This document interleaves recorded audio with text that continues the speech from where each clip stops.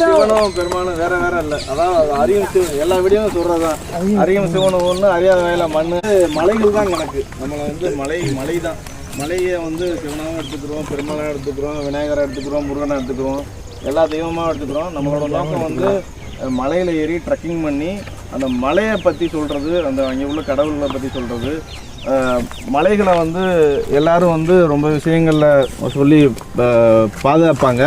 நம்மளுக்கு நம்ம ட்ரெக்கிங் பண்ணுற மூலமாக அந்த மலையோட பெருமைகளை பற்றி, அந்த ஊரோட பெருமையை பற்றி, அந்த மலையை வந்து எப்படிலாம் நம்ம காப்பாற்றணும் அதை பற்றி வந்து நம்ம ட்ரெக்கிங் பண்ணுற மூலமாக சொல்லிக்கிட்டு இருக்கோம்.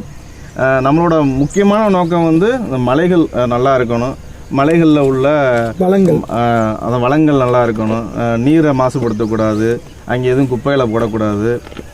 நம்மளுக்கு முன்னாடி வாழ்ந்த மக்கள் வந்து மலைகளில் கடவுளை வச்சதுக்கு காரணம் வந்து அந்த மலைகளை வந்து காப்பாற்றணும். அதுக்காண்டி தான் நம்மளோட முக்கியமான நோக்கம். தெய்வம் மலைகளில் வைக்கப்பட்டதுக்கான நோக்கம் பல காரணங்கள் இருக்கலாம்.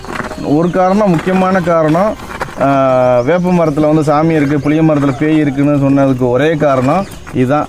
அந்த மரத்தை வெட்டக்கூடாது, அந்த மலைகளை வெட்டக்கூடாது. அதுக்காண்டி தான் முக்கியமாக கடவுள்கள் மலைகளில் பெரிய பெரிய மலைகளில் வச்சுருக்காங்க.